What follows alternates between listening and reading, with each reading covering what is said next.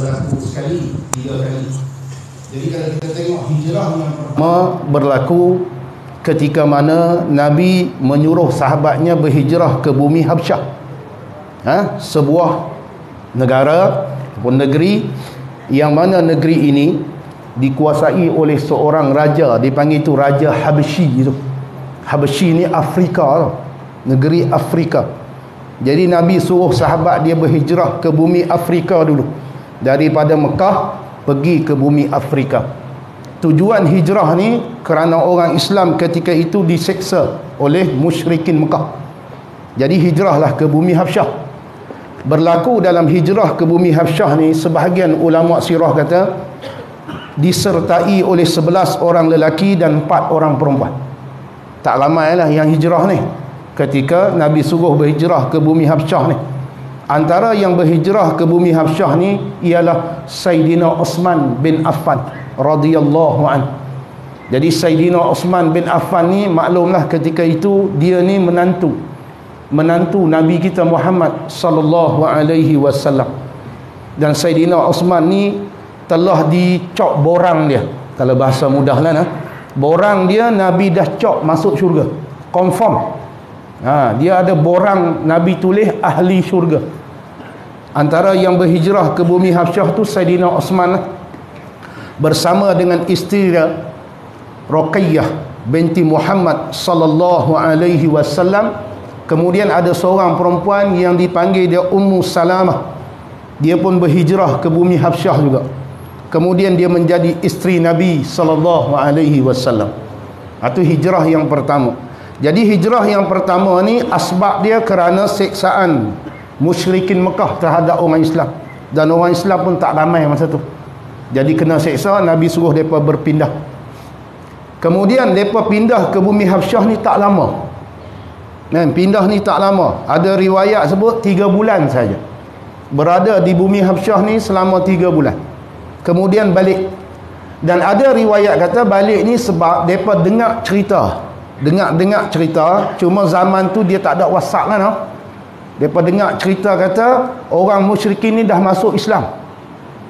Duk sujud di depan Kaabah ketika Nabi baca surah An-Najmi. Tu sebahagian ulama sebut. Jadi yang mereka tu dapat berita di sana, patah balik main lah 3 bulan, tak lama. Tu hijrah yang pertama, mana berpindah daripada bumi Mekah ke bumi Afrika ataupun Habsyi, dipanggil Afrika lah. Sebab tu yang memerintah Afrika tu dipanggil Raja Habsyi. Kalau memerintah Mesir dipanggil Firaun. Sebab tu Firaun dia hanya memerintah Mesir. Mesir ni sebuah negara Afrika. Dia bukan seluruh Afrika. Dia sebuah daripada beberapa buah negara Afrika. Jadi Firaun tu gelaran. Jadi Habsyi ni raja Afrika. Dia ni raja yang baik dan dia beriman dengan Nabi sallallahu alaihi wasallam. Itu hijrah yang pertama. Kemudian berlaku pula peristiwa hijrah yang kedua. Jadi hijrah kedua ni juga ke bumi Habsyah juga. Ke bumi Habsyah lagi sekali. Balik 3 bulan, tak lama berhijrah pula. Ketika mana disebut dalam beberapa kitab sirah. Antara kitab yang saya rujuk ni nama dia Rahiqul Makhtum. Kitab ni. Jadi kalau tuan-tuan nak tengok boleh belilah Rahiqul Makhtum. Kitab Arab lah. Kitab ni ditulis oleh seorang penulis ataupun orang kata penulis lah daripada India. Dia tulis kitab ni. Kitab ni masuk pertandingan. Pertandingan di Arab Saudi. Mereka panggil orang tulis kisah Nabi. Kisah-kisah Nabi ni ramai lah negara-negara yang masuk. Penduduk dia buat cerita Nabi ni. Jadi mereka bagi hadiah $50 USD. Siapa yang menang kisah Nabi ni dapat kepada pengarang kitab Rahiqul Maktub. Dia yang dapat hadiah. Pasal cerita dia ni lengkap. Dia cerita yang kontroversi sikit dia tak tulis lah. Dia tulis cerita yang berdasarkan hadis lah. Sahih Bukhari, Sahih Muslim. Jadi salah satu rujukan ni saya ambil daripada kitab Rahiqul Makhtum tu lah. Jadi hijrah kali yang kedua ni, kata sebahagian ulama, berhijrah kali ni ramai, 83 orang. 83 orang lelaki di menyertai hijrah ini. Dia kata 83 ni termasuk beberapa orang perempuan. Sebahagian kata 22 orang. Dan kata 18 orang. Jadi keseluruhan 83 orang berhijrah ke bumi Habsyah. Masa ni diketuai oleh Ja'far bin Abi Talib. Ja'far bin Abi Talib ni dia yang bawa rombongan ni hijrah. Mana berpindah daripada Mekah menuju ke Habsyah. 2 kali ya. 2 kali berpindah. Jadi ketika mana Islam ditindah, jadi salah satu cara Nabi suruh berpindah. Jadi kita ni nak jadi baik, salah satu kaedah dia kena pindah. Tempat yang kita tak boleh jadi baik, kita kena pergi cari tempat yang kita boleh jadi baik. Itu salah satu kaedah pindah. Daripada tempat yang tak baik kepada tempat yang baik. Itu hijrah yang berlaku kali yang kedua di bumi Habsyah. Kemudian hijrah yang kali ketiga, ni cerita yang biasa kita duk dengar ni, hijrah Nabi ke bumi Madinah. Tapi sebelum Nabi berhijrah ke bumi Madinah, yang berhijrah ni sahabat-sahabat lain dulu. Tapi sebelum berhijrah ni, Nabi dah ada duta dia di bumi Madinah. Maknanya dia penduduk Madinah menerima Islam, baru Nabi berpindah. Kalau kita tengok dalam kitab sirah, ketika mana Nabi nak berpindah ke bumi Madinah ni, Nabi duk tunggu arahan daripada Allah. Sebab tu berpindah ni dia ibadah. Sebab tu Allah suruh pindah, baru Nabi berpindah. Dan bukan Nabi ni lari daripada Mekah pergi ke Madinah, tak. Tepat jawapan dia, Nabi berpindah kerana diperintah oleh Allah. Bila Allah perintah suruh pindah, Nabi suruh sahabat dia berpindah dulu. Jadi hikmah berpindah Nabi ke bumi Madinah ni, satu, nak kembangkan Islam, supaya Islam ni tersebar lah. Sebab di Mekah ni orang tolak Nabi, tidak menerima Nabi. Jadi kalau kita buka dalam kitab sirah, antara kitab yang saya duk baca ni, kitab yang dikarang oleh Syekh Ahmad Al-Fatani. Syekh Ahmad Al-Fatani ni Tok Guru Tok Kenali. Kalau kita kenal di Malaysia ni, di Nusantara ni, sebut Tok Kenali ni, kalau orang tak kenal ni bukan orang Malaysia. Sebab Tok Kenali ni hebat lah, ulama tanah Melayu yang masyhur. Dia balik Mekah, buat balik Yasin lah. Kitab semua duk dalam dada ni. Orang tanya ni, Tok Guru mana kitab lah? Buat mari tunggu lori nak bawa kitab lah. Bawa balik. Dia kata duk dalam dada. Ilmu duk dalam dada. Sebab tu al-ilmu fis sudur la fi kutub. Ilmu tu kena duk dalam dada, kan duk di kitab. Jadi dia pun balik dalam kan Yasin. Alim ni, Tok Kenali ni. Tok Guru dia nama Syekh Ahmad. Syekh Ahmad Al-Fatani tu Tok Guru Tok Kenali. Kalau Tok Kenali tu hebat, Tok Guru tak usah kata apa, lagi hebat. Dia karang sebuah kitab. Dia kata peristiwa hijrah Nabi ni, salah satu sebab dia kerana orang Islam di bumi Mekah ni tak boleh berkembang. Islam ni pasal apa? Ditindah, diboikot, ditindah. Jadi sampailah perintah Allah supaya Nabi berhijrah. Bila sampai perintah Allah Nabi berhijrah ni, Nabi pun pergi ceritalah dekat Saidina Abu Bakar, kata nak berpindah. Sebelum Nabi cerita ke Saidina Abu Bakar ni, rupanya musyrikin ni dah buat satu pakatan lah, buat mesyuarat di parlimen mereka lah, di Darun Nadwah. Ada satu tempat hari ni kita duk sa'i tu, Safa Marwah tu, di situlah parlimen Quraisy. Mereka mesyuarat apa, buat keputusan di situ lah. Ni dah jadi masuk dalam masjid. Mereka mesyuarat nak buat keputusan macam mana nak sekat dakwah Nabi ni, yang boleh jadi Nabi berhijrah ni. Dia pun nak sekat dakwah Nabi. Antara yang kita kata apa, perbincangan tu, nak buat mesyuarat ni, mereka keluarkan arahan mana-mana orang yang bukan penduduk Mekah dan juga Bani Hashim dan Bani Muttalib tak boleh masuk mesyuarat, kecuali seorang saja. Mereka beri kelepasan untuk masuk mesyuarat, nama dia Abu Lahab. Abu Lahab ni pak menakan Nabi tu, tapi dia ni dibeli korong-garan untuk masuk mesyuarat sebab dia benci Nabi. Jadi dia pun buat mesyuarat.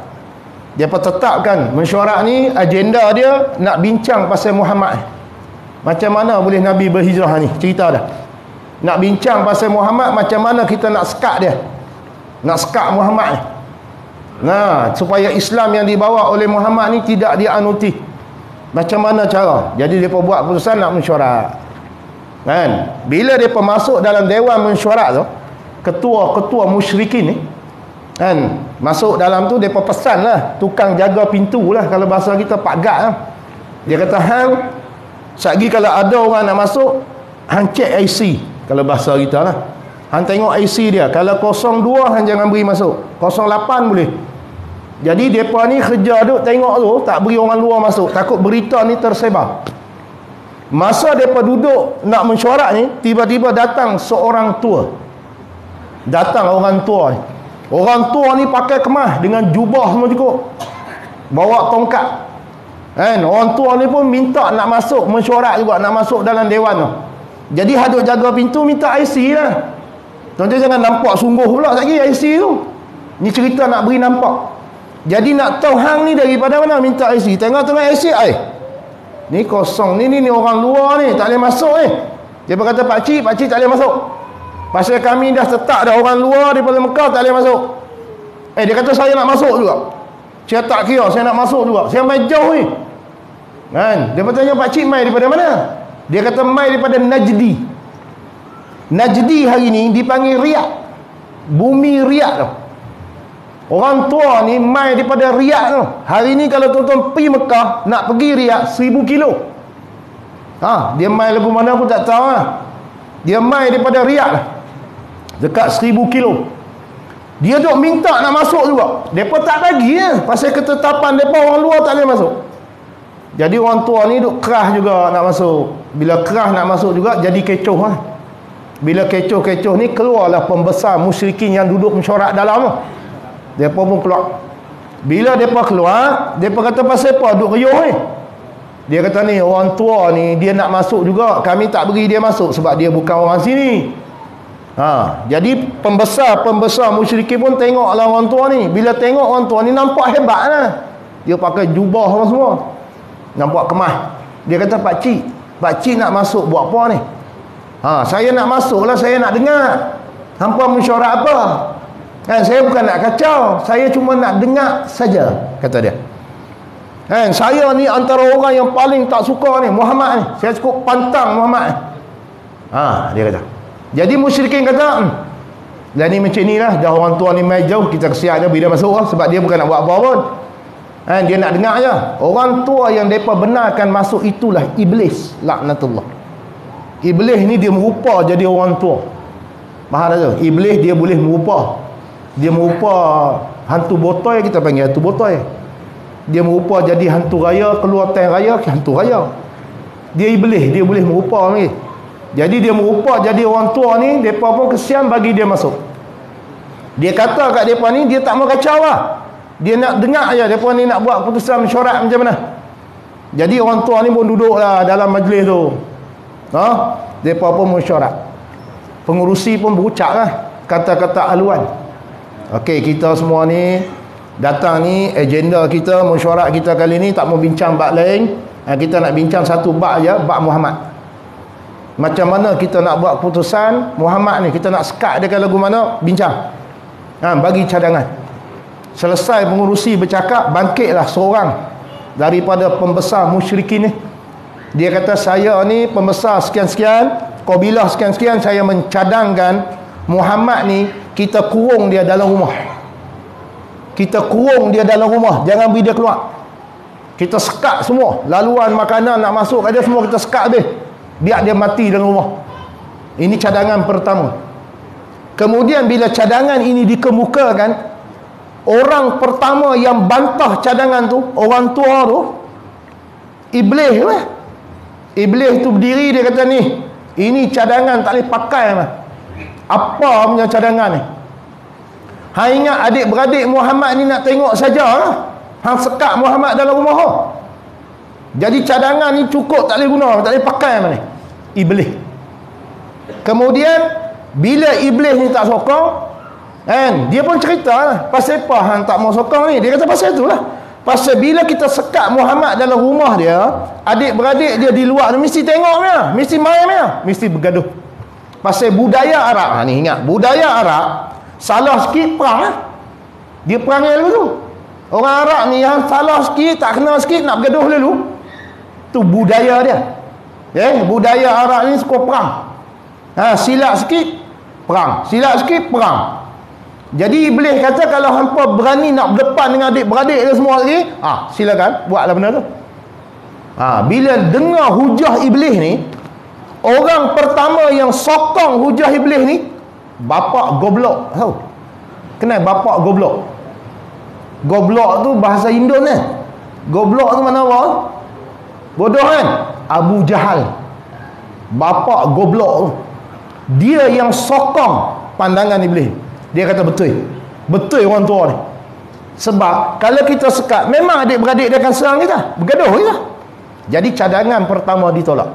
Nak buat apa?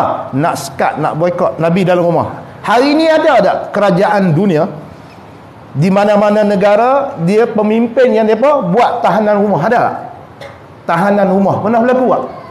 Di luar negara, di Filipin, ingat di Filipin dia tahan dulu presiden itu, buat tahanan rumah. Bermakna idea ni zaman musyrikin lagi. Ya tu benda ni dipakai zaman dulu, mari sampai zaman kita lah ni. Budaya tu, bila tak suka pemimpin ni, kita sekat dia dalam rumah, buat kurungan, buat tahanan rumah. Berlaku. Nampak tu? Tu orang Arab punya tu. Kita pakai budaya tu. Dan hari ni ada setengah negara dia laksanakan benda tu. Nanti kita nak ubah tu budaya tu. Nampak tak? Kemudian bangkit pula seorang lagi selepas cadangan pertama itu ditolak. Bangkit seorang pembesar musyrikin juga. Dia kata lah macam ni lah, saya mencadangkan Muhammad ni kita tangkap dia, kemudian kita pergi lempak dia di tengah padang pasir, tempat jauh pada orang. Ini cadangan kedua ni. Makna dia kita nak bawa dia ni pergi letak di tempat yang jauh daripada manusia, di tengah-tengah padang pasir tu. Biar dia duduk seorang-seorang di situ, tak ada makan apa, dia mati macam tu lah. Cadangan kedua. Cadangan kedua ni dikemukakan, orang pertama bangkang, orang tua tu Iblis lah. Dia kata ni sekok lagi. Bahasa mudah lah. Dia kata ni pun sekok lagi ni. Cadangan tak boleh pakai ni. Dia kata. Jadi orang ni pun macam terkejut. Tadi hang cakap, tak mau cakap apa, nak duduk diam lah. Kan? Ni tiba-tiba hang pula jadi pembangkang. Hang orang pertama bangkang. Dia kata, aku bangkang sebab tak kena benda ni. Orang tua ni. Dia pun bertanya, pasal apa? Pasal faham bangkang cadangan ni. Okey. Hampa fikir Muhammad ni kalau hampa pergi letak di tengah padang pasir, dia tak boleh dapat pengikut kah?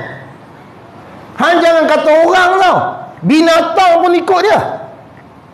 Sebab Nabi ni manusia yang mulia tau. Sebahagian sahabat sebut Nabi ni kalau hang tengok tu, dia timbul kasih. Hang belum bersembang lagi.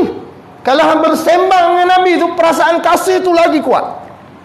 Hang tengok saja tu kenan dah, suka dah. Hang ingat Muhammad ni hampir letak di tengah padang pasir tu, hang ingat dia tak boleh dapat pengikut.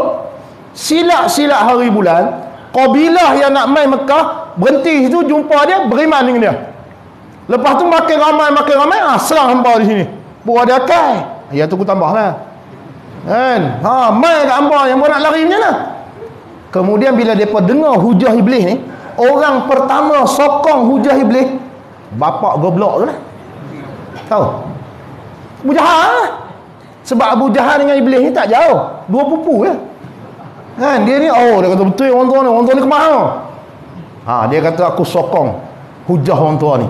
Jadi cadangan kedua ditolak. Dan budaya ni hak jenis pergi lempak orang jauh, tempat jauh pada orang, ada tak negara, setengah negara buat? Ada budaya ni. Bila tak suka seseorang ni, tangkap dia pergi lempak di pulau ke di mana. Memang berlaku sungguh budaya ni. Nampak tak? Tu cadangan kedua. Cadangan ketiga, orang lain tak berani dah bagi cadangan, takut kena bangkang. Orang tua ni kerja dia nak bangkang lah. Kan? Jadi orang ni semua suasana dia senyap sunyi lah masa tu. Orang tak berani dah bagi cadangan. Pasal apa? Tengok orang tua ni duduk tunggu nak bangkang. Jadi apa-apa relax. Bila lah sunyi sepi ni, bangkitlah bapak goblok ni, Abu Jahal ni lah. Dia tengok orang lain tak berani bercadangan, dia pun bangkit. Dia kata lah ni macam ni, aku mencadangkan kita bunuh Muhammad. Cadangan bunuh Nabi ni dikemukakan oleh Abu Jahal. Bila Abu Jahal kata kita bunuh Muhammad, pembesar-pembesar lain ni tak setuju lah. Nak kurung di rumah pun boleh jadi perang tau. Ni hang nak bunuh dia, lagi perang Jadi tak setuju.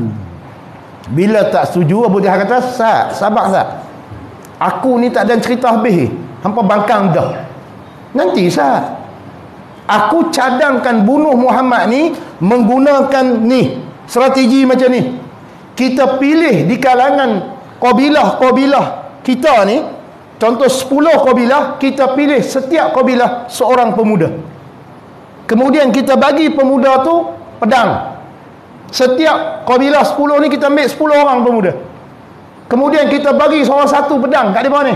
Suruh mereka ni pergi bunuh Muhammad. Bunuh pula, jangan bunuh seorang itu, tetap serentak.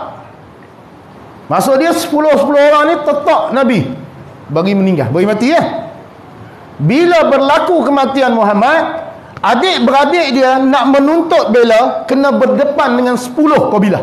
Nampak? Cerdik Abu Jahal ni. Nampak? Dia lagi cerdik tu. Sebab tu kalau tuan-tuan tengok sirah Abu Jahal ni, dia digelar Abu Jahal oleh Nabi.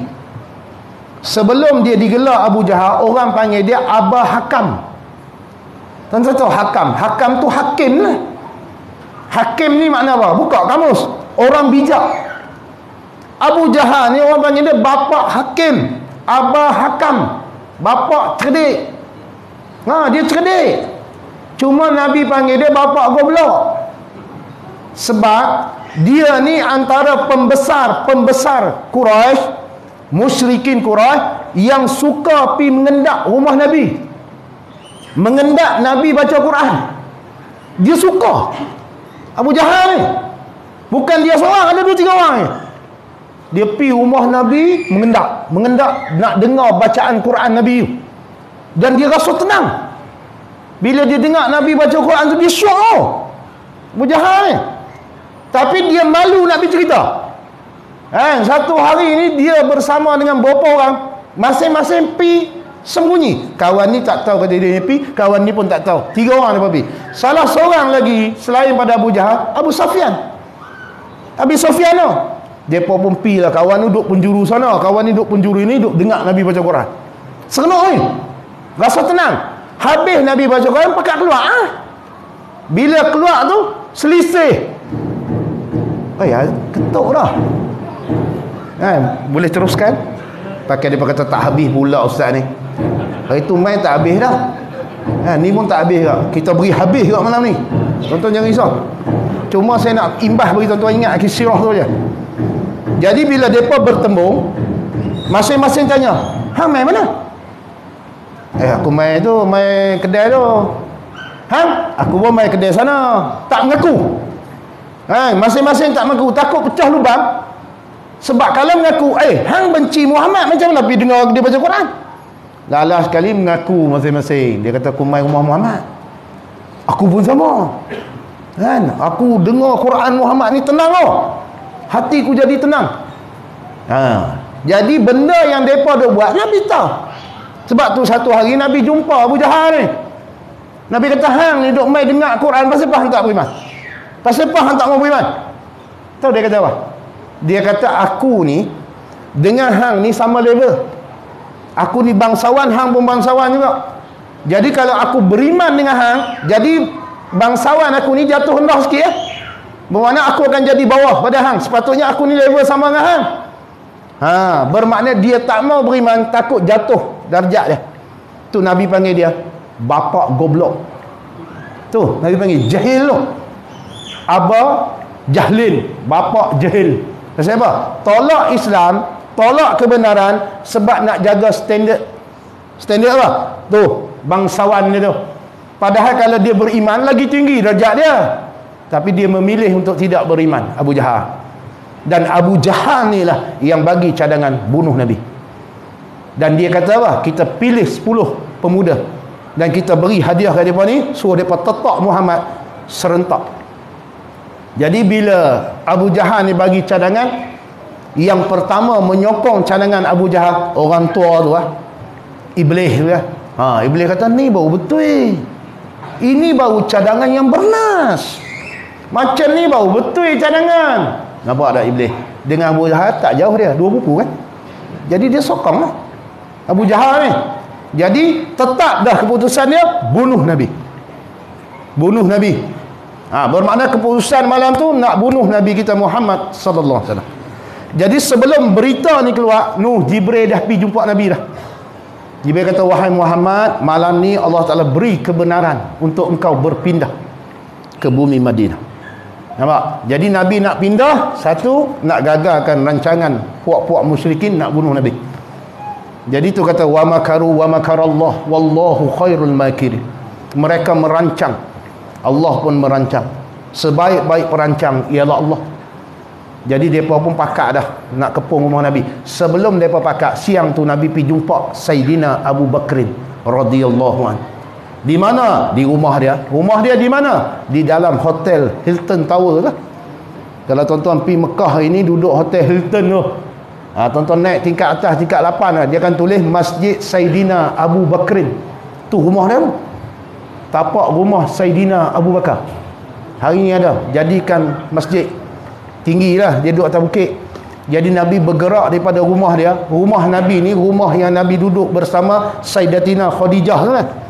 Tak mana rumah tu? Tuan-tuan keluar daripada bukit Safa kan? Tuan-tuan pergi Safa Marwah kan? Tuan-tuan keluar bukit Marwah, nak turun lalu kat tepi istana tu. Dia ada pintu Bani Syaibah tu sebelum tu. Tu kawasan rumah Sayyidatina Khadijah. Nabi duduk itu. Nabi pergi mana? Nabi pergi hotel Safa tu lah. Dekat hotel Safa, Hilton tu. Hotel Hilton tu, tapak hotel Hilton tu rumah Sayyidina Abu Bakar tu. Nabi pergi. Tengah hari. Bila Nabi sampai rumah Sayyidina Abu Bakar, ketuk pintu, Abu Bakar buka, dia terkejut tengok Nabi. Sebab Nabi dia takkan keluar rumah waktu macam ni. Abu Bakar ni dia sahabat rapat. Jadi dia tahu time bila Nabi keluar, time lagu ni Nabi tak keluar. Bila Nabi keluar waktu macam tu, dia terkejut. Macam mana Nabi boleh mai waktu macam ni? Mesti ada benda penting. Rupanya Nabi nak ajak dia berhijrah malam tu. Hari Khamis, malam Jumaat. Peristiwa bergerak daripada rumah tu. Jadi kita fikir balik tadi, salah satu rancangan musyrikin nak bunuh Nabi. Allah Ta'ala gagalkan rancangan ni dengan suruh Nabi berpindah ke bumi Madinah. Sebelum Nabi berpindah ke bumi Madinah, penduduk Madinah sudah mengenali Islam. Nampak tak? Sudah mengenali Islam yang dibawa oleh sahabat Nabi. Kan dia suruh sahabat dia pindah dulu. Kan? Sahabat besar dia ada berpindah duduk sana daripada kenal dah Islam. Jadi Nabi akan berpindah ke bumi Madinah untuk mengembangkan Islam. Okey. Jadi bila Nabi dah cerita ke Abu Bakar ni pun prepare siap-siap dah lah. Apa yang patut dia buat untuk berhijrah ni. Salah satu yang disediakan oleh Sayyidina Abu Bakar ni 2 ekor unta. Untuk digunakan dia dengan Nabi ketika nak berpindah nanti. Kemudian dia lantik, dia cari dah tukang untuk bawa pandu jalan. Kemudian dia guna anak dia untuk jadi tukang hantar makanan. Kemudian anak dia juga jadi spy. Kalau hari ni panggil SB. Tahu? Jadi SB. Anak dia. Jadi bila Nabi kata, Abu Bakar hang tunggu di rumah hang. Malam ni kumai kita gerak. Rumahnya jumpa Sayyidina Ali. Suruh Sayyidina Ali ganti tempat tidur Nabi malam tu. Malam berlaku peristiwa hijrah tu. Dia kata, Ali, malam ni hang kena tidur tempat yang aku biasa tidur. Dan hang kena guna selimut yang aku duk guna tu. Hang tidur situ. Dan aku beri jaminan kepada hang, Allah Ta'ala pelihara hang. Hang jangan risau. Jadi Sayyidina Ali pun pergi tidur malam tu. Masa Sayyidina Ali duduk tidur tu, pemuda-pemuda yang diupah tu duduk kepung rumah tu. Duduk mengendak tengok, ada orang tidur. Pakai selimut Nabi tu, dia duduk kata Nabi tidur. Kemudian sampai masa Nabi pun nak keluar. Sebahagian ulama tafsir sebut, Nabi baca ayat surah Yasin. Wa ja'alna min baini aydihim saddan wa min khalfihim saddan fa aghshaynahum fahum la yubsirun. Nabi baca ayat tu, Nabi ambil segenggam pasir. Itu satu riwayat. Riwayat yang kedua kata Nabi ambil habuk kayu. Kemudian Nabi tabur ke udara. Bila Nabi tabur, ada sebahagian ulama kata Allah Ta'ala tutup pandangan pemuda-pemuda. Mereka bukan tidur, mereka duduk tak nampak. Nabi keluar depan mereka ya. Itu satu riwayat. Satu riwayat kata tidur. Mereka tak sedap. Nabi keluar lagu tu. Tu yang hari ni kalau tuan-tuan nak lari Roblox, pakailah ayat tu. Kalau ada Roblox apa-apa kan, try tengok. Tapi jangan buat Roblox pun baca juga. Kalau dia baca juga pakai kena. Sebab saya pernah try. Saya pernah cuba. Bukan kita ni terdesak, bukan saja-saja nak pergi lari. Masa tu saya ingat PKP ya. Tapi dia boleh keluar kalau ada surat kebenaran daripada polis. Jadi saya dapatlah surat kebenaran sebab saya mengajar Jadi satu hari tu saya ambil lah surat kebenaran tu daripada Bagan Serai ketika tu. Saya nak pergi ke Ipoh, ada kuliah. Jadi saya bawa laju kereta. Tak laju manalah, 160 ya. 160 tu Ustaz Ruzaini lagi laju tu. Saya bawa 160 ya. Tapi nak jadi cerita, ada Roblox polis trafik tengah-tengah highway tu. Pasal masa tu orang tak boleh keluar mana. Jadi dia buat Roblox tu, dia tahan speed track kan laju. Dia tahan tengah jalan. Dekat jalan nak keluar tol Kuala. Kan dia ada ruang sikit tu. Saya pun pederah tak tahu apa. Tengok-tengok. Bungkui aku. Dia tahan je tu. Saya pun slow. Tepi. Dia kata tepi. Saya pun pergi tepi. Bila saya pergi tepi, orang hak nak main, hak tahan tu dia tak main, dia tukang tahan je. Orang lain main. Saya pun apa lagi, waja'alna min bain. Memang saya baca sungguh. Bismillahirrahmanirrahim. Waja'alna min baini aydihim. Buat itu baca hembus. Itu lepas tu dia pun sampai. Saya buka macam ni. Assalamualaikum. Salam. Saya buka mas bila saya buka mas, dia kata Ustaz Yusran lah. Ni mesti nak pergi kuliah ni, laju-laju. Ya cik, nak pergi kuliah ni. Minta maaf lah, saya keluar lewat, jadi kalut sikit. Dia kata tak apa, pergi lagu tu waja'alna. Ya abang betul ni. Lepas tu saya pun sebelum pergi saya tanya, abang ni tuan nama apa? Nama sekian-sekian. Terima kasih banyak tuan, terima kasih banyak. Jangan duduk laju, sekali tak ada kuliah pun. Bukan apa-apa jadi tak sungguh. Jemaah nak tunggu nak kuliah pun tak boleh. Saya kata terima kasih. Jadi waja'alna. Betul. Pasal kita bukan sengaja. Ini tuan-tuan memang tak buat lesen, waja'alna. Memang kena lah. Dah tak buat lesen. Ni memang tertinggal. Boleh lepas. Sebab Nabi ni tengok bacaan ni. Tak nampak Nabi pun jalan. Sebab kalau terjemah kan, waja'alna min baini aidihim tu, kami jadikan di hadapan mereka itu dinding. Belakang mereka tu dinding, mana tak nampak Nabi keluar. Nampak tak? Tak nampak. Jadi Nabi keluar habis. Lalu depan tu ya. Dan mereka tak sedang. Sampailah Nabi di rumah Sayyidina Abu Bakar. Dan Nabi berjalan tanpa bawa lampu. Jangan gelap supaya tidak diketahui.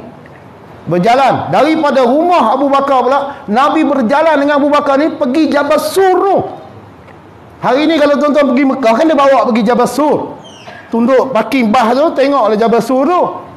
Kan? Tu tempat Nabi bermalam 3 malam. Khamis malam Jumaat, Jumaat malam Sabtu, Sabtu malam Ahad. Nabi bermalam di Jabal Sur dan saya naik Jabal Sur. Maksud saya boleh cerita.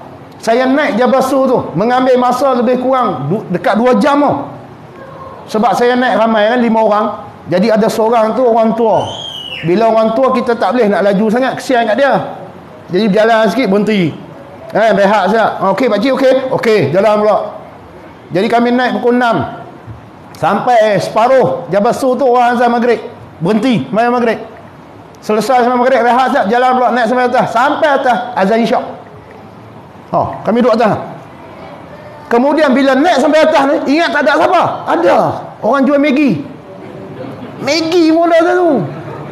Kan? Pakistan. Bukan Pakistan, Afghanistan.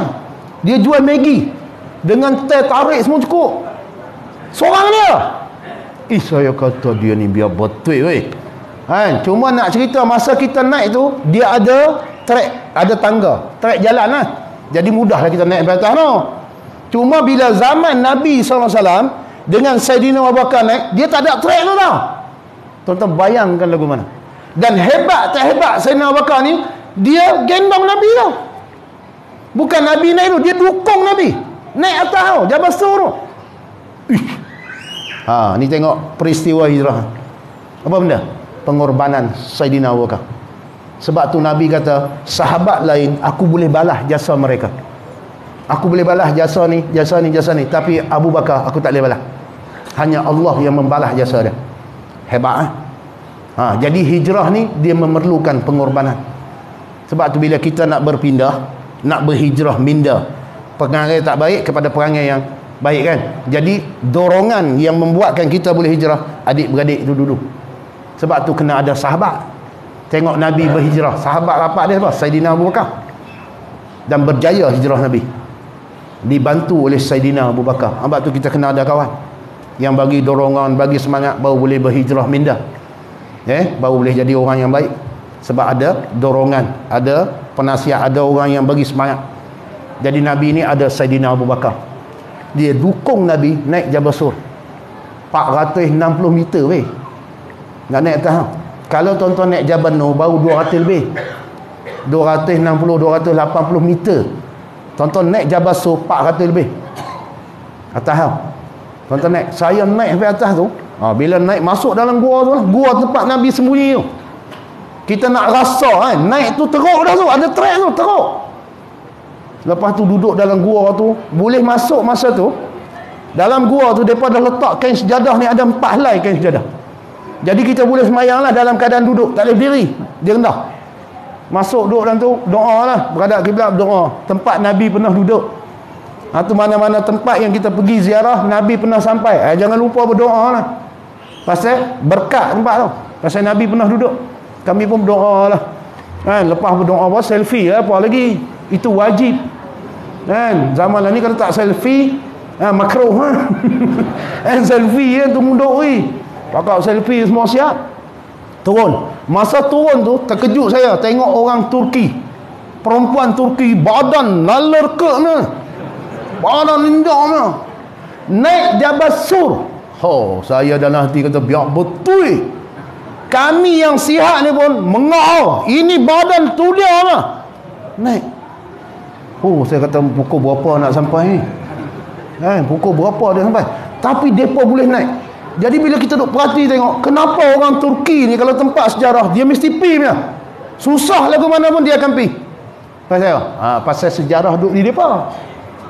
Kan hari ni ada muzium Tokopi kan. Tentang pergi Turki kan. Apa tak ada tu.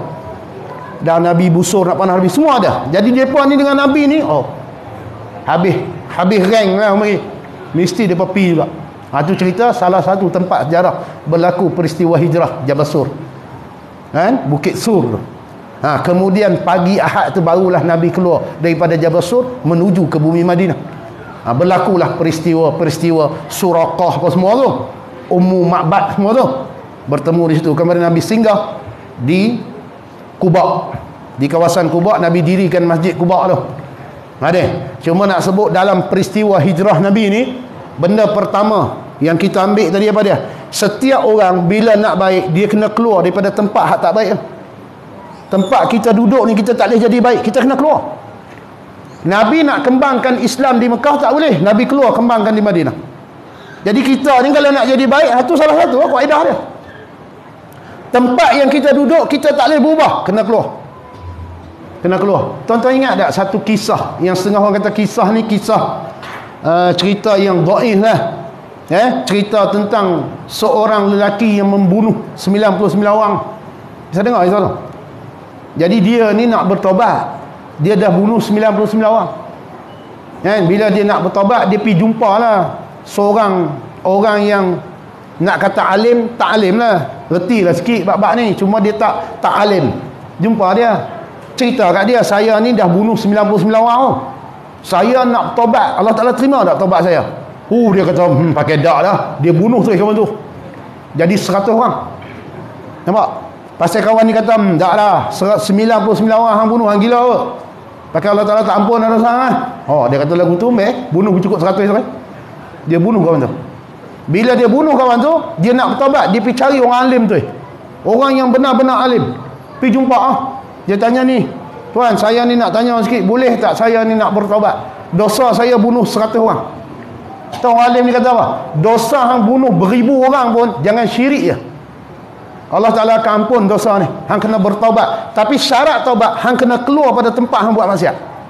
Nampak tak? Jadi kalau kita nak ubah, kita nak keluar. Sebab tu kalau tempat yang kita tak boleh jadi baik, kita kena cari tempat yang kita boleh jadi baik. Itu salah satu. Kena hijrah, kena pindah kepada tempat yang lebih baik supaya kita jadi baik. Kemudian nak baik ni dia kena ada sokongan. Tu kita kena ada kawan. Kawan saya buka pondok di Terengganu. Ngaji sekali ya, main bola sekali, mengaji sekali, semua sekali ya. Di pondok dulu. Lah ni dia balik buka pondok di Ajil. Kan, Kuala Berang. Terengganu balik buka pondok di sana. Bila dia balik nak buka pondok di sana, dia nak bagi naik pondok dia. Benda pertama dia buat, dia panggil adik-beradik dia dulu. Dia panggil adik-beradik dia, suruh bantu dia dulu. Beri sokongan kat dia dulu. Dia panggil sepupu dia, pak menakan dia, suruh bagi sokongan kat dia. Jadi dia mengajar adik-beradik dia dulu lah. Bila adik-beradik dia duduk mengaji dengan dia, lama-lama ramai. Lah ni pondok dia sekan. Itu kaedah dia. Kena ada sokongan. Tu nak buat program ni, seorang-seorang boleh buat. Tok Imam je, gantung banner pun Tok Imam. Boleh lah. Susun kursi pun Tok Imam. Lalah mana Tok Imam? Rebah dah. Pasal apa? Seorang dia buat aja. Sokongan. Kena ada sokongan, baru boleh berlaku hijrah minda ke, hijrah budaya ke, baru boleh berlaku. Nampak tak? Atau kita tengok sirah Nabi tu, itu Saidina Abu Bakar. Sebab tu antara jasa dia yang kita kena ingat Saidina Abu Bakar ni. Inilah manusia daripada umat Nabi yang masuk surga tanpa azab dan hisab. Saidina Abu Bakar radhiyallahu anhu.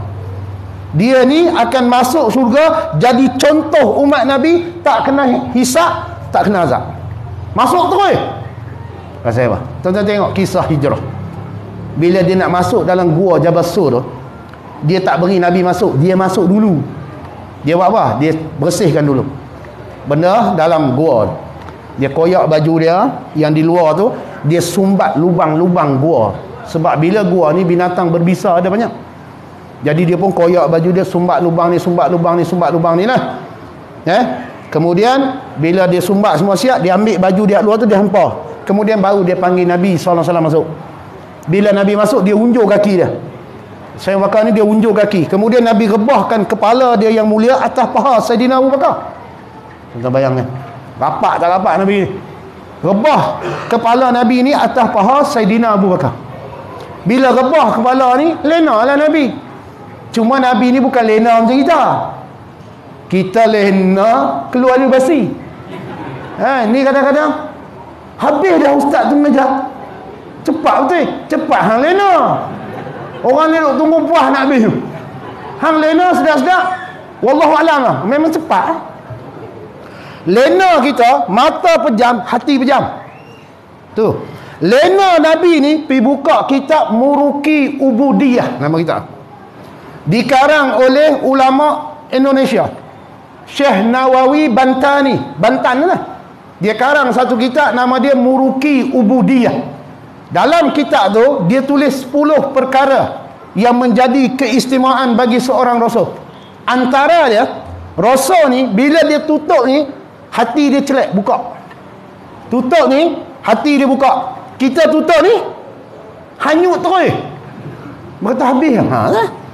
Jadi Nabi pejam mata ni, lena lah. Tapi hati Nabi celak atas paha Sayyidina Abu Bakar radhiyallahu anhu. Nak tengok hebat Bakar? Tiba-tiba Abu Bakar ni nampak ujung kaki tu, ada lubang, lupa nak tutup. Kalau tengok dalam beberapa kitab sirah sebut. Jadi dia nak koyak pun tak mau lah, takut Nabi jaga. Dia ambil ujung ibu jari dia pergi tutup lubang. Dia tekan dengan ibu jari kaki dia lah lubang tu. Takdir Allah, binatang bisa tu sengat di situ. Sengat ibu jari dia tu. Bila sengat ibu jari ni, sakit ni tak sahabat lah. Tapi dia ni takut Nabi tersedak, dia tahan sakit tu. Bisa binatang gigit tu sakit ni, dia tahan. Pasal apa? Pasal takut Nabi terjaga kalau dia angkat kaki. Cuma kata ulama, dia tak boleh tahan air mata dia. Air mata dia tak boleh tahan, sakit sangat. Macam kita sakit keluar air mata tu. Air mata dia jatuh atas pipi Nabi yang mulia. Bila jatuh, tersedak Nabi. Nabi kata, Abu Bakar, kenapa engkau menangis? Dia kata, aku sebenarnya tak tahan sakit digigit binatang bisa. Di mana? Di ujung kaki. Nabi kata, pasal apa hang tak angkat kaki, alih kaki? Dia kata apa? Aku takut engkau terjaga, ya Rasulullah. Oh, sampai tara tu Abu Bakar, aku takut engkau terjaga, aku tak mau angkat kaki. Biar aku sakit tak apa, yang penting hang lena, hang tak terganggu tidur. Oh, kita kalau duduk tahap tu, ni bukan Rasulullah, bini sudah. Kita unjuk kaki, bini kita pun main lah nak manja kita, letaklah kepala atas kaki tu, main yang lama dia lengah. Betul? Kita pula ada gauk pula, payah kan? Dia kata, angkat. Bini kata, alah abang nak manja sikit. Manja apa, aku lengah nak mampus ni. Nampak? Dia tak boleh tahan dia. Tapi Abu Bakar ni dia tahan tu. Tu Nabi kata, tengok, itu pengorbanan dia. Bak harta jangan cerita, semua dia korban habis untuk Nabi. Sebab tu dialah paling layak masuk syurga tanpa azab dan hisab. Pengorbanan dia. Ni kata pengorbanan Saidina Abu Bakar. Sebab tu hijrah dia memerlukan pengorbanan. Dan tuan-tuan tengok balik, sebelum Nabi berhijrah, apa budaya orang Arab? Orang Arab ni budaya dia apa? Perangai dia lagu mana? Kalau bak cerita bak minda orang Arab ni apa dia? Dunia. Cari dunia je. Kalau nak kaya lagi, nak tindah orang, itu minda dia. Orang susah lagi dia tindah. Betul? Dia ada harta, dia nak banyakkan harta lagi. Itu minda dia orang Arab. Tapi bila Nabi bawa Islam ni, ubah minda orang Arab. Kan? Tak kejar sangat dunia ni. Jangan melampau-lampau sangat sampai tinggal akhirat. Itu dibawa oleh Nabi tu. Tu kita hari ni jangan hambak dunia sangat sampai tak mengaji. Jangan hambak dunia sangat sampai tak semayang 5 waktu. Berat mu nak kejar dunia ni, pilah nak cari lagu mana pun, tapi jangan sampai akhirat kita tinggal. Itu kena ubah minda tu. Hari ni kita cari makan, cari kerja, tak ada masalah, agama tak larang, tapi jangan terlajak. Saya duk ingat pesan tok guru saya, dia kata, kejarlah akhirat, dunia mengejarmu. Tapi Pak Teh dia tak sebutlah mengejarmu tu. Dia kata, mu kejar akhirat, dunia boleh saja. Dia guna kalimah gitu. Kan? Hang kejarlah akhirat, dunia hang akan dapat saja. Kita pun masa duk mengaji tu tak nampak apa lagi. Dia kata, lagu mana dapat saja? Kan? Lagu mana dunia boleh dapat saja? Rupanya bila kita pulang akhirat, dunia tu kejar kita sampai kita tak mau. Sampai kita kata, tu kadang-kadang nak makan. Saya makan, jadi nak main, saya tengok orang ramai tak berani nak singgah, pergi makan dulu. Makan roti canai tu kat kedai belakang. Ada brother tu buat roti canai kucai apa aku tak tahu. Saya pun makan lah dengan kawan saya. Kan? Makan-makan, rupanya ada orang bayar. Tok Bila bayar. Kan? Nampak tak? Kejar akhirat, dunia boleh saja. Bukan saya minta dia belanja, tapi dia belanja saya. Tu pergi makan di kedai, orang lain bayar. Biasa kita duk kejar akhirat, dunia tu ikut kita. Tapi bila kita kejar dunia, akhirat lari. Jadi nak ubah minda je. Jangan terlalu taksub dengan dunia. Bukan kata tak beri cari dunia. Saya ni bukan setakat mengajar. Saya ada bisnes lembu. Bukan saya buat lembu kecil-kecil tau. Ni bukan nak saya mamsak riak sikit. Saya meniaga lembu beratus. Saya ada kandang lembu saya buat harga dia 400,000. Ni bukan sembang kosong lah. Nak cerita bab dunia ni, saya ada dunia. Saya boleh meniaga lembu, saya boleh tinggal mengajar. Saya buat lembu je. Tapi tak mahu, sebab saya boleh lembu dengan sebab saya mengajar. Sebab saya tak tinggal mengajar ni. Lagu mana cerita pun saya mengajar. Nak cerita kata orang nak bagi banyak tu, bagi banyak orang pun. Saya ada duit. Sebab tu saya buat benda ni, saya mengajar ni bukan kerana nak duit tu, sebab saya ada bisnes saya. Tapi kita nak akhirat dengan dunia ni, jangan duk pulun dunia sangat. Akhirat kita tak dapat. Dunia tengok, saya buat akhirat, dunia saya boleh saja. Kereta orang bagi saya. Sampai saya tak mau. Tak apa, saya ada kereta dah. Tak apalah, ustaz ambil sendiri. Tak apa, bagi orang lain. Nak bagi kereta. Nak cerita dunia ni. Sebab tu bila nak ubah minda kita ni, bermakna letak akhirat tu nombor satu.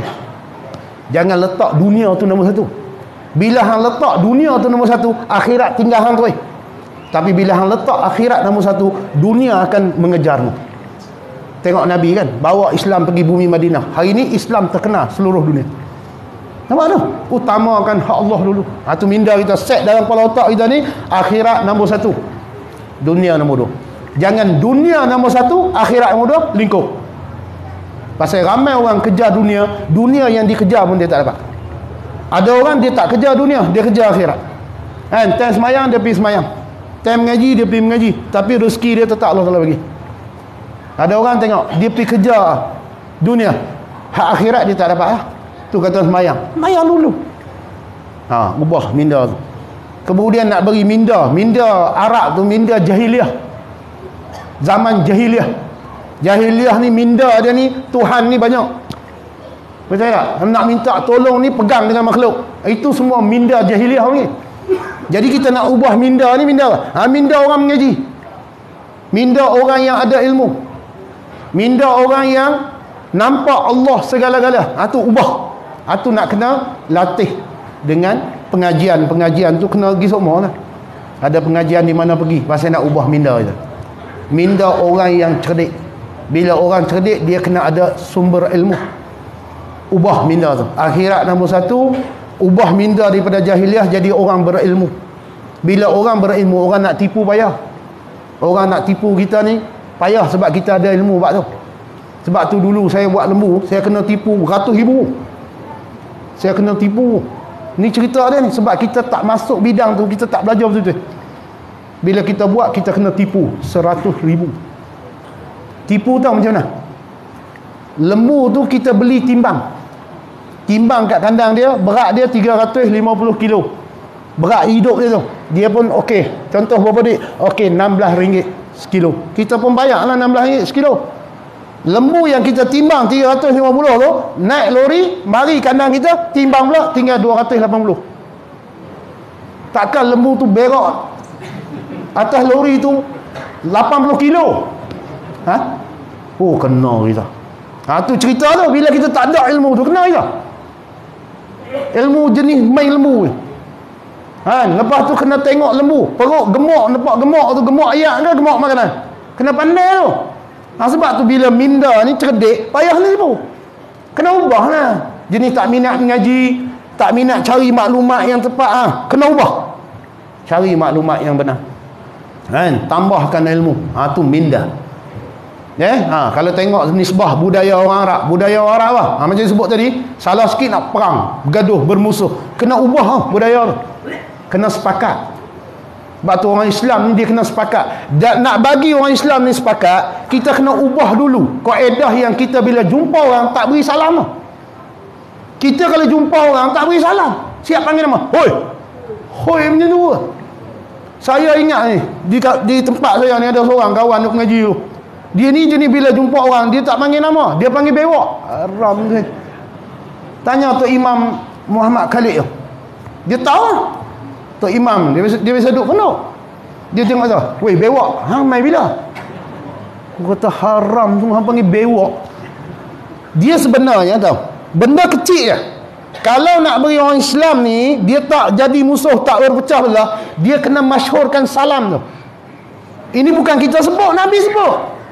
Jadi budaya kita bila bertemu orang tak mari nak beri salam dah. Ubah budaya tu, kena beri salam. Han kenal ke han tak kenal, kena ucap salam tu. Pasal itu mengeratkan hubungan silaturahim. Hari ni budaya kita pecah belah. Salah sikit gaduh.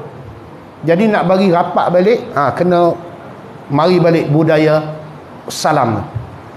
Sebab tu kena masyhurkan ucapan salam. Cuma kita hari ni bila nak beri salam, bila kita kenal baru kita beri salam. Betul tak? Tak kenal dia, sorry ya. Cuma kadang-kadang orang tak kenal pun kita beri salam juga. Biasanya apa? Polis ada buat Roblox ke? Dia tengok polis buat Roblox, Assalamualaikum. Polis tu pun buat Waalaikumsalam. Ada cal lepas. Kalau dia jawab salam, ada cal lepas. Tapi kalau dia buat keras lagu tu, parking tepi ya. Ucapan salam tu kita guna tu. Sebenarnya Nabi kata itulah ucapan yang boleh menyebabkan kamu ni berkasih sayang. Ucapan salam. Kita hari ni tengok benda mudah je, handphone. Kan kita set dah semua nama kawan-kawan kita tu. Betul tak? Bila dia call mesti naik nama dia. Hang tengok dah nama dia tu Harun. Hang naik dah nama dia Ibrahim. Hang boleh kata, ada apa? Nampak? Apa salah? Assalamualaikum. Hai, dia kata hang beri salam ni nak mati apa? Pasal apa? Pasal hang tak biasa beri salam. Gila mu. Sampai kawan tu pun terkejut hang beri salam tu. Sebab hang tak pernah beri salam. Sebab tu kita sama-sama Islam. Cablah. Hari ni tuan-tuan tengok. Nampak tak? Ubah ha? Budaya tu. Budaya malah mengaji kena ada budaya rajin mengaji. Program masjid kena ambil bahagian. Macam ni tuan-tuan mai. Ada bahagian masing-masing. Baru dia boleh berubah. Baru minda budaya kita boleh berubah. Kalau kita ambil sirah ataupun cerita berkenaan dengan hijrah Nabi. Nampak habis dah kan sampai Madinah je kan. Jadi saya pun nak berhenti ya. Saya pun nak berhenti ya.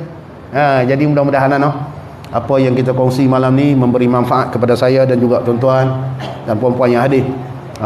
Pertama sekali itulah tetamu terhormat kita Tok Paduka Indra dan tuan-tuan dan pegawai-pegawai kerajaan lah. Jadi saya ni nak minta maaf lah, terlebih terkurang ke terkasar ke apa, saya minta maaf banyak-banyak. InsyaAllah panjang umur, murah rezeki, kita akan bertemu lagi. Dan saya ucapkan terima kasih juga kepada pengurusi masjid lah, dan imam-imam siap-siap semua ni, dan juga kepada PTA kita lah, pasal dia yang suruh mari tu kan, tidak pakai da'ah. Jadi terima kasih banyaklah sekali lagi. InsyaAllah panjang umur, murah rezeki, kita akan bertemu lagi. Assalamualaikum warahmatullahi wabarakatuh.